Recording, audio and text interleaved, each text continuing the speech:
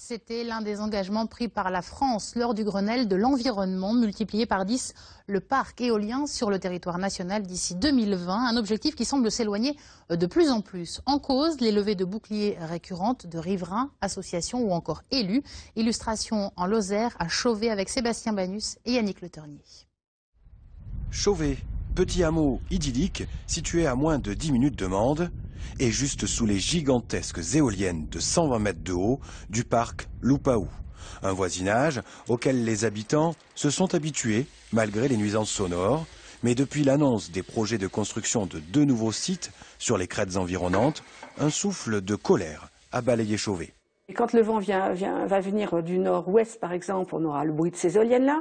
Et quand on va avoir le vent qui vient carrément du nord, on aura en plus le bruit de ces éoliennes-là. Alors, bon. Et puis, de l'autre côté, on aura aussi le vent qui va ramener le son de Barjac. Donc, au niveau nuisance nord, Chauvet, c'est le pire. Ces mâts de 80 mètres de haut préfigurent l'impact visuel des 2 parcs en projet. En tout, ce sont 13 éoliennes de 120 mètres de haut qui devraient être installées ici. Des usines à vent qui font l'unanimité contre elles dans le secteur. Les riverains de Chauvet, mais aussi de tous les villages et hameaux des environs, se sont rassemblés dans une association Vent de Lozère pour dénoncer ce choix politique. On a un département qui a une politique qui cherche à attirer du monde en Lozère, qui dépense beaucoup d'argent finalement en communication. On a eu récemment le film le plus beau pays du monde, on est patrimoine mondial de l'UNESCO. L'implantation de ces sites industriels, pour nous, n'a vraiment aucune cohérence avec tout le reste de la politique. Et de nature, il me semble, à faire fuir à la fois les touristes, mais à la fois les nouveaux habitants.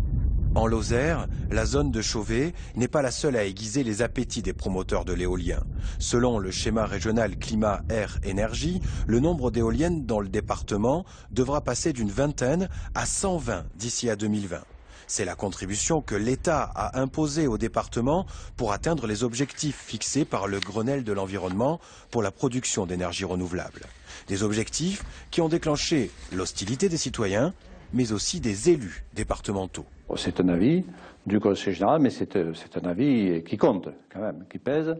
Le Conseil général ayant conclu à une majorité, en tout cas pas l'unanimité mais une majorité, que l'implantation éolienne dans le département était incompatible avec son identité paysagère. L'enquête publique pour les 2 nouveaux parcs des environs de Chauvet se termine le 7 février prochain, mais déjà, l'association Vent de Lozère envisage de déposer des recours contre le futur permis. Une guérilla juridique qui a déjà produit ses effets au niveau national. En 2013, pour la 3e année consécutive, le rythme des mises en service de parcs éoliens est en forte baisse.